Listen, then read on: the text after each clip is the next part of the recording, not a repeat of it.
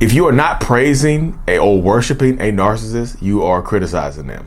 If you're new here, my name is Lee Hammock. I'm a diagnosed self-aware narcissist, and I use my platform to raise awareness for narcissistic personality disorder, get more people into therapy, and help validate the victims and survivors of said disorder. In today's episode, we're going to be talking about just that. Why do narcissistic people take everything you say to them so personally? Why do they take everything as criticism? Stay tuned, like, and subscribe. So yeah, if you're not praising or worshiping a narcissist, you are criticizing them.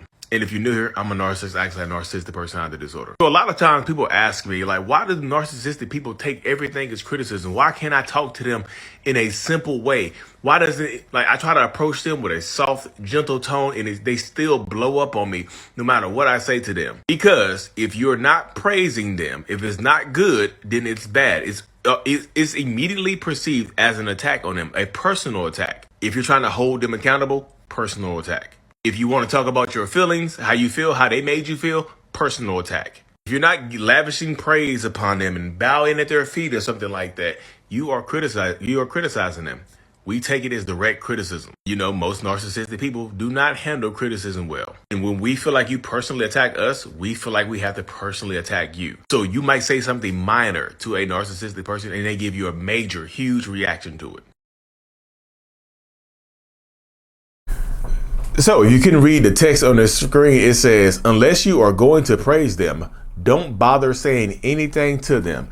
And that is absolutely 100% correct, y'all. If you're not praising a narcissist, you are criticizing it. And before we get started, y'all, the self-love journal is available on Amazon, Lee Hammock Self-Love, and the self-love brand is available too. Links are in the comment section and the description. I love me, self-love. Yeah, y'all. So if you are not praising a narcissist, you are absolutely 100% criticizing them. I do a lot of I still do my one-on-ones over Zoom if anybody's interested in that. And one of the main things that people keep consistently saying to me is that, hey, look, I tried to approach my narcissistic toxic partner or whatever, and I talked to them in a calm, soothing voice. And I told them, hey, look, what you said to me hurt my feelings. And they blew up on me.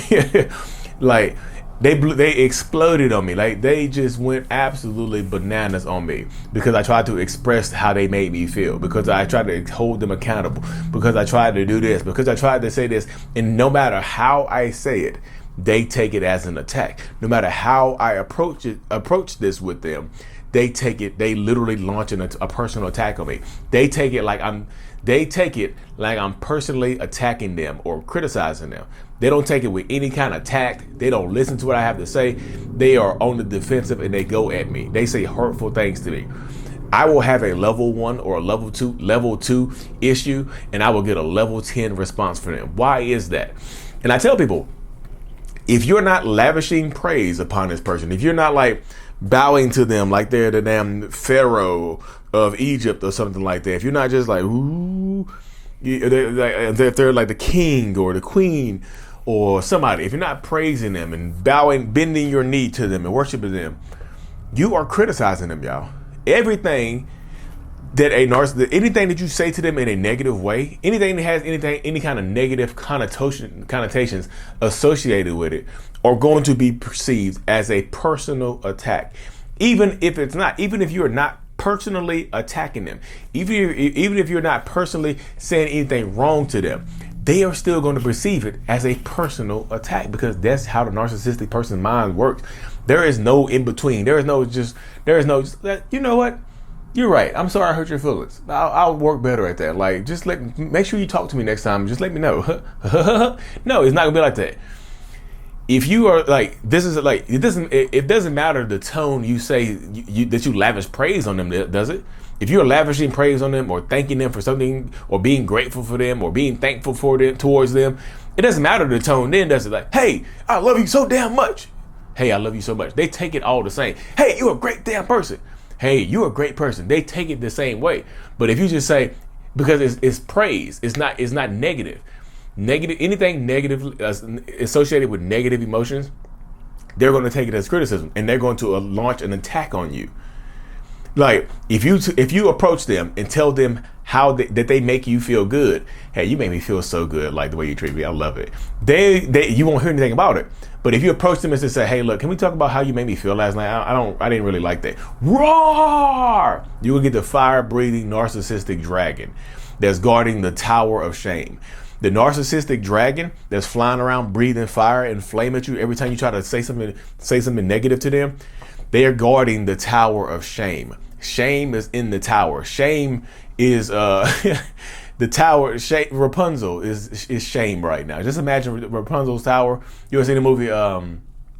What's the name of the movie? It's got Flynn Rider and Rapunzel in it. It's not. I can't think. Tangled. It's called Tangled. You know, Rapunzel's in her tower or whatever. Or Shrek. In Shrek's tower, in the princess's tower, the dragon was guarding it. That's shame. The reason they launch attacks on you, the reason they take everything personally, because they don't want to feel ashamed of what they are doing. They'll blame you for the way that they treat you. It's the easiest way. Everything is coming from, to me, this is my personal perspective.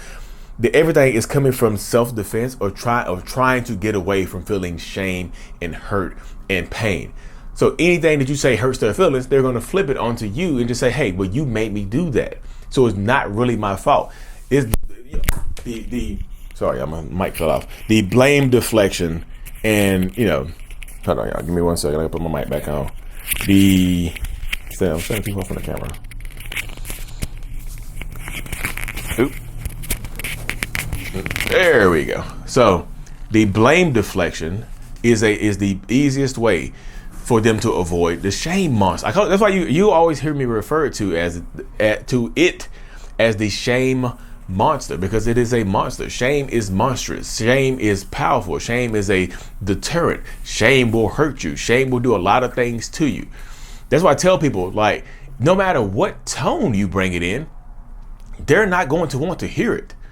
No matter how you say it, they are not going to want to hear it because it's going to hurt their feelings. It's going to make them feel a certain type of way.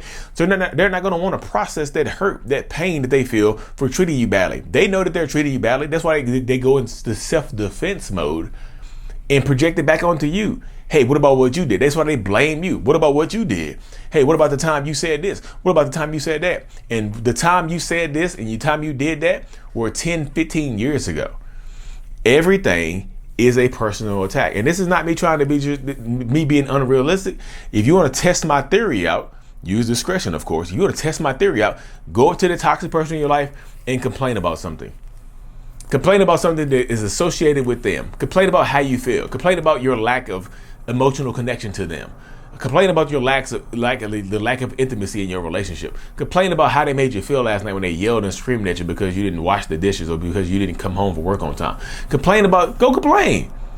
And then, like, if you want to test the theory, give them a compliment first and then complain to them. I'm just telling y'all, everything that you say to them, they're going to perceive it as a personal attack, but you shouldn't. And that's why the things that they say to you in retaliation, you shouldn't take them personally because they're coming from a place of hurt. Yeah, they're going to give you a level 10, 20 response to a level 1 thing. Hey, babe, can you, I saw you forgot to take the trash out. Can you make sure you do that? Because, if you miss taking the trash out, like, everything's going to pile up and then the trash man doesn't come till next week and then it's going to be, the house is going to stink. Why don't you do it then? You see, what? I'll just ask you to take the trash out. You take yourself out. You're trash. You're trash. Take yourself out. When you take the trash bag out, throw yourself in the trash can because you're trash too. I'm just telling you, if you're prepared for this type of dynamic, this is what you're going to get when you're dealing with narcissistic people. They're going to give you responses like that because they are coming from a place of hurt. They're coming from a place of shame. They're trying to avoid shame, so they put it onto you. They're trying to avoid that pain, so they're putting it onto you. They're laying their shame in your lap. They're like, here's shame, bloop, and just drop it in your lap. They're trying to avoid it, so they put it onto you.